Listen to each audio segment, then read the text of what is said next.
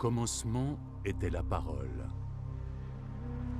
Et la parole était Dieu.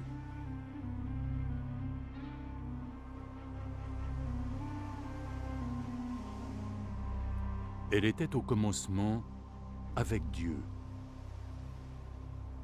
Toutes choses ont été faites par elle, et rien de ce qui a été fait n'a été fait sans elle. De la parole naissait la vie, et cette vie était la lumière de l'humanité. La lumière brille dans l'obscurité, mais l'obscurité ne l'a pas reçue.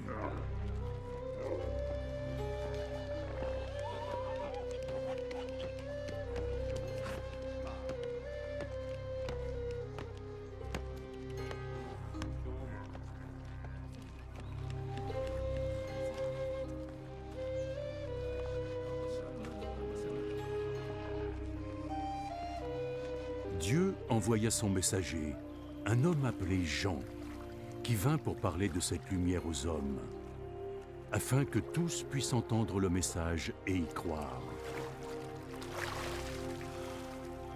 Lui-même n'était pas la lumière, il était là pour parler de cette lumière.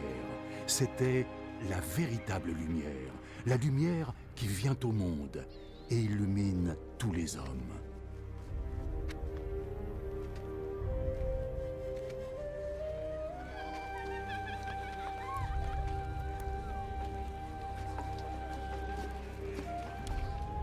La parole était dans le monde, et Dieu a créé le monde à travers elle, mais le monde ne l'a pas reconnue.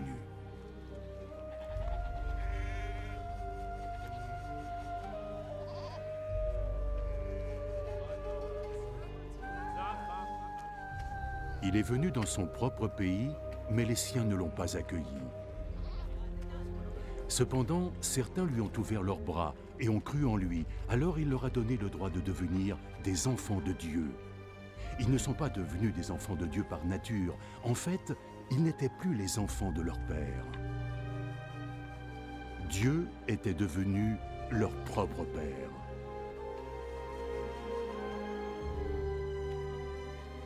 La parole s'est incarnée en un homme.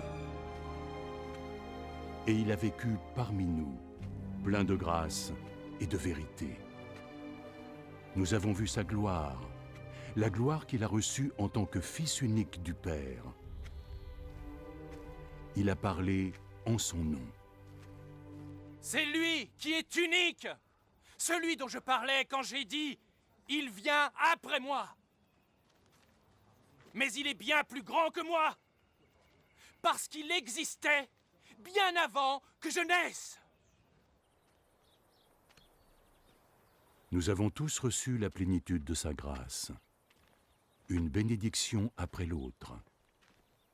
Dieu nous a transmis la loi par Moïse, mais la grâce et la vérité sont venues par Jésus-Christ. Personne n'a jamais vu Dieu. Le Fils unique qui est comme Dieu et aux côtés du Père est celui qui l'a fait connaître.